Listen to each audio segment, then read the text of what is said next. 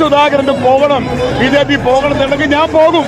RSSുമായി CPIM ഇന്നേ വരെ ഒരു കൂട്ടുകെട്ടും ഉണ്ടാക്കിയിട്ടില്ല.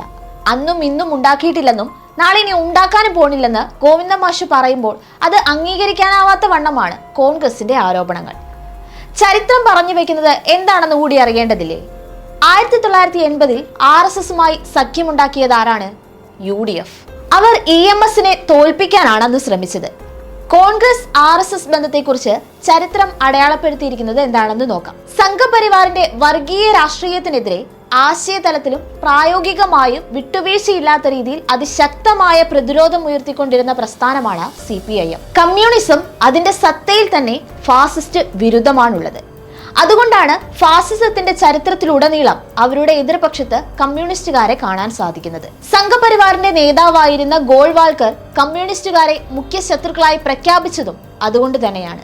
കമ്മ്യൂണിസ്റ്റ് പ്രസ്ഥാനത്തിന് ശക്തിയുള്ള ഇടങ്ങളിൽ തങ്ങൾക്ക് വളരാൻ സാധിക്കില്ലെന്ന ഉത്തമ ബോധ്യം പ്രതിപക്ഷത്തിനുണ്ട്.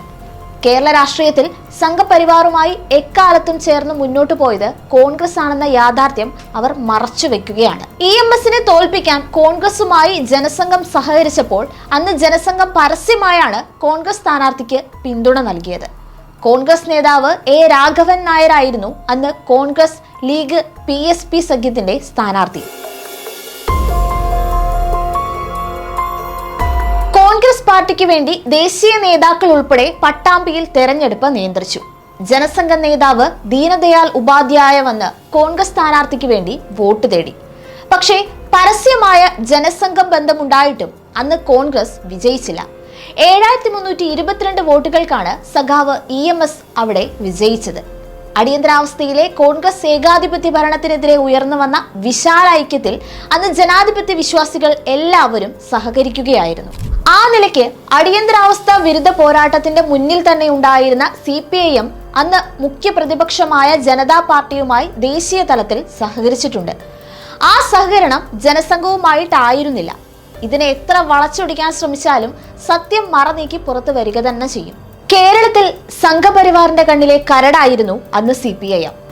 RSS അക്രമങ്ങൾക്കെതിരെ CPIM ചെറുത്തുനിൽപ്പ് നടത്തുന്ന സമയത്ത് നിരവധി CPIM പ്രവർത്തകരാണ് സംഘപരിവാറിന്റെ കൊലക്കത്തിക്കിരയായത്. 1977-79 കാലത്ത് കണ്ണൂർ ജില്ലയിൽ മാത്രം അനവധി രക്തസാക്ഷികളാണ് CPIMനുണ്ടായത്.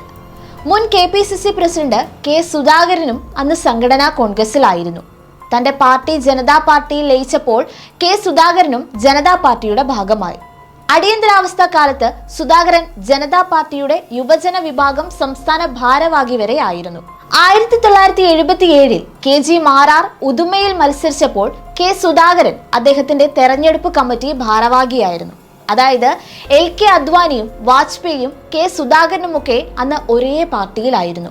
1991-ൽ ബേപ്പൂർ വടകര മണ്ഡലങ്ങളിൽ കോൺഗ്രസും BJPയും ലീഗും ചേർന്ന് കോലീബി സഖ്യത്തിന് രൂപം നൽകി.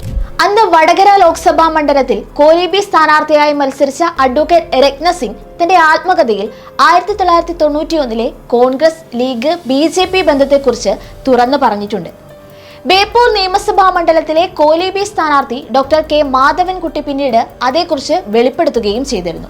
കോലീബി സഖ്യത്തിന്റെ രൂപവൽക്കരണത്തിന് മുന്നിൽ നിന്നത് BJPയിലെയും കോൺഗ്രസിലെയും മുസ്ലിം ലീഗിലെയും പ്രമുഖ നേതാക്കൾ തന്നെയായിരുന്നുവെന്നാണ് അദ്ദേഹം വെളിപ്പെടുത്തിയത്.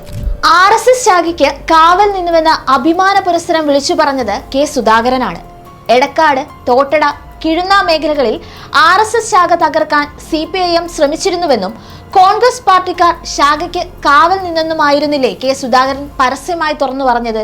പക്ഷേ ഇതേ കണ്ണൂരിൽ തലശ്ശേരി കലാപകാലത്ത് CPIM കാവൽ നിന്നത് RSS ആക്രമണങ്ങളിൽ നിന്ന് ന്യൂനപക്ഷങ്ങളുടെ ആരാധനാലയങ്ങളും സ്വത്തുക്കളും ജീവനും സംരക്ഷിക്കാനാണ്. അത് അന്നും ഇന്നും അവർ കണ്ടില്ലെന്ന് നടിക്കുകയാണ്. സംഘപരിവാർ ബന്ധമുള്ളവർക്ക് മാത്രം ഇടം ലഭിക്കുന്ന കേന്ദ്ര സർക്കാരിന്റെ അഭിഭാഷക പാനലിൽ ഉമ്മൻചാണ്ടിയുടെ മകനും കോൺഗ്രസ് MLAയുമായ ചാണ്ടി ഉമ്മൻ ഇടം നേടിയതെങ്ങനെ? ഇത് ഒറ്റപ്പെട്ട സംഭവമല്ല. കിഫ്ബിക്കെതിരെ സംഘപരിവാർ സംഘടനയായ സ്വദേശി ജാഗരൺ മഞ്ച് നൽകിയ കേസിൽ കോൺഗ്രസ് MLA മാത്യു കുഴനാടനായിരുന്നു അവരുടെ അഭിഭാഷകൻ. 2006-ൽ പറവൂർ മനക്കപ്പട്ടി സ്കൂളിൽ ഗോൾവാൾക്കറുടെ ജന്മശതാബ്ദി ആഘോഷത്തിനോടനുബന്ധിച്ച് RSS നൽകിയ പരിപാടിയിൽ ഗോൾവാൾക്കറുടെ ഫോട്ടോയ്ക്ക് മുമ്പിൽ വണങ്ങി വിളക്ക് കൊളുത്തിയത് ഇന്നത്തെ പ്രതിപക്ഷ നേതാവ് VD സതീശനാണ്. 2013 സംഘപരിവാറിന്റെ കേരളത്തിലെ ഉന്നതനായ പി പരമേശ്വരന്റെ പുസ്തകം പ്രകാശനം ചെയ്തതും ഇതേ വി.ഡി. സതീശൻ തന്നെ. യാഥാർത്ഥ്യം ഇതായിരിക്കെ ചരിത്രത്തെ വക്രീകരിച്ച് സമൂഹത്തെ തെറ്റിദ്ധരിപ്പിക്കാനാണ് കോൺഗ്രസും അവർക്കൊപ്പം അണിനിരക്കുന്നവരും ശ്രമിക്കുന്നത്. സംഘപരിവാറിന്റെ വർഗീയ രാഷ്ട്രീയത്തിന് വിടുപണി ചെയ്ത ചരിത്രമാണ് കോൺഗ്രസിനുള്ളത്. RSSനെ CPIഎമ്മുമായി ചേർത്ത് വെക്കാൻ കോൺഗ്രസ് എത്ര കിണഞ്ഞു ശ്രമിച്ചാലും ചരിത്രങ്ങൾ ഇങ്ങനെ സത്യം മാത്രം വിളിച്ചു പറയും.